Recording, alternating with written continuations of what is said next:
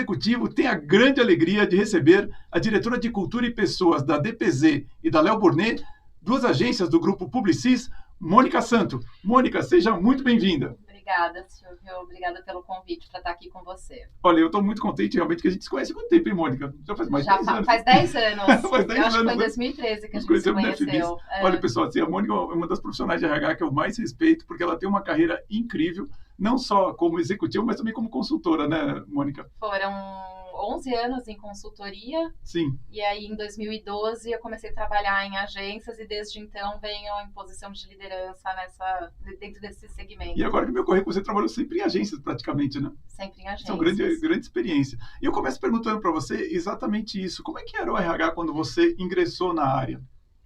Olha, essa é uma pergunta que der da idade, tá? Porque o que eu vou contar aqui é um pouco constrangedor. Nós fazemos tá? pessoas experientes. Ô Silvio, quando eu comecei em RH, eu comecei trabalhando no desenvolvimento de CDs de conteúdo, que era o início do ensino à distância. Você tá brincando? É isso que eu fazia? É mesmo? Olha, que interessante. Era bem diferente. Era CBT, Computer Based Learning. CBL, né? Computer Based Learning. Olha só, você fazia os CDs. Fazia os CDs, então era E você despachava isso para as unidades? Despachava isso, então era toda a parte de desenvolver o conteúdo com os consultores, com quem trabalhava. E naquela época, assim, a gente estava começando a falar do conceito de competências. Sim. Né, que eu acho que foi uma unidade de medida, né, que surgiu dentro do conceito de RH, falar sobre o que é uma competência, que eu acho que ele foi né, olhando agora em retrospectiva, para mim parece um marco do antes e depois do se falar em competências. É verdade. Nossa, que interessante. Sabe que eu converso com a Ana, minha esposa, né, que a gente tem muitos CDs de fotos, de viagem, outras coisas. E os computadores agora não leem mais CDs. Não leem CD. Aí você fica assim, bom, peraí, agora o que eu faço com isso aqui?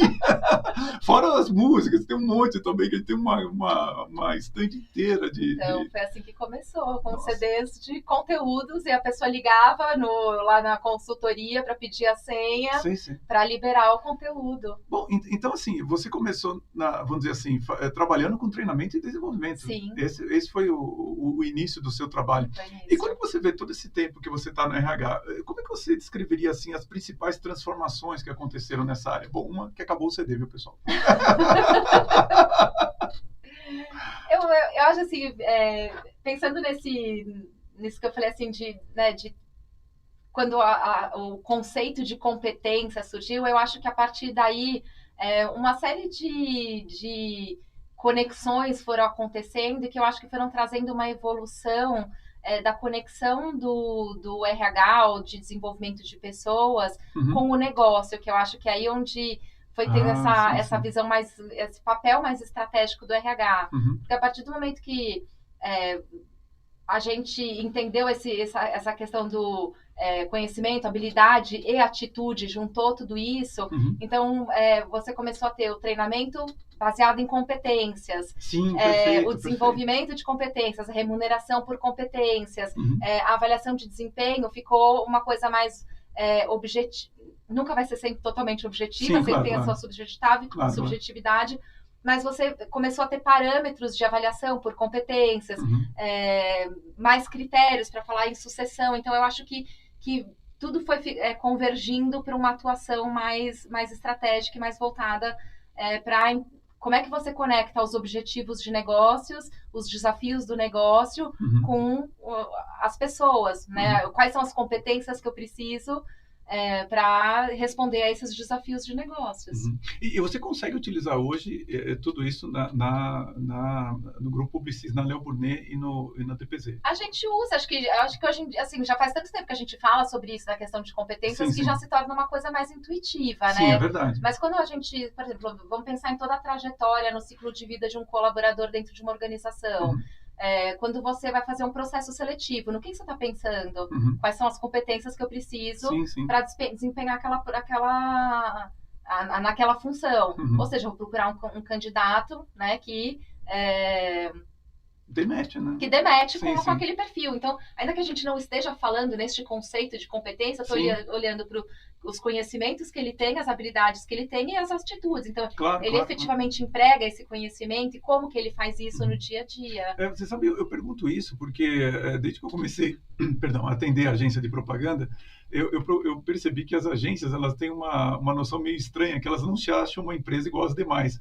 E elas acabam, às vezes, não usando aquilo que já está disponível para o desenvolvimento, por exemplo, de pessoas e de seleção, que já existe no mercado, né? E você consegue implementar isso dentro da agência. E isso segue em toda a trajetória, né? Então, quando você está falando, promovo ou não promovo uma pessoa? Sim, sim, claro. Né? Então, claro. assim, então, o que a nova posição requer?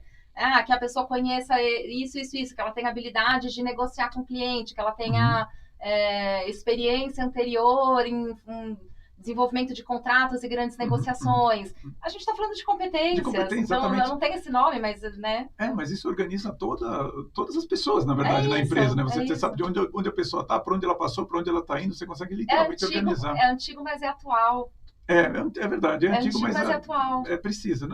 Acho que não existe jeito melhor de organizar ainda o desenvolvimento das pessoas e a própria como fala, a seleção das pessoas. Né? Mas assim, eu sei que a gente falou até pouco ainda sobre tudo que você passou, mas quando você olha para o futuro do RH, o que você acha que vai ser diferente?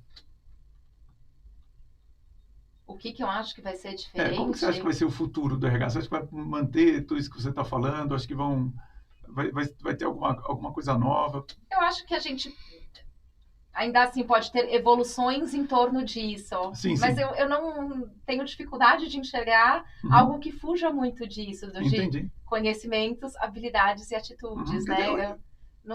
É o que a gente precisa para desempenhar. Então, pode ser que a gente tenha formas diferentes de olhar, de interpretar, de avaliar isso, mas é tudo sobre o que as pessoas sabem e como elas colocam aquilo a serviço do negócio, a serviço de como que elas aplicam aquilo para resolver um obstáculo, um desafio. Mas aí, assim, acho que quando a gente está falando aqui de futuro do RH, né, aí entra no que a gente estava falando de inteligência artificial, qual é o impacto disso tudo. Claro. Enfim, acho que tem inúmeras evoluções. Mas são, assim, novas ferramentas, mas acho que a raiz é essa que você está dizendo. Eu acho que sim. E isso acho que bate muito aqui, Mônica, que eu entrevistei a Vilma Dalcol, que é diretora de RH do Manpower, e ela fala uma coisa muito engraçada até, que ela fala para os executivos assim, olha, você não gosta de pessoas, você não precisa delas, você precisa de competência. Como as competências estão dentro das pessoas, então a gente precisa fazer todo esse trabalho e selecionar bem as pessoas.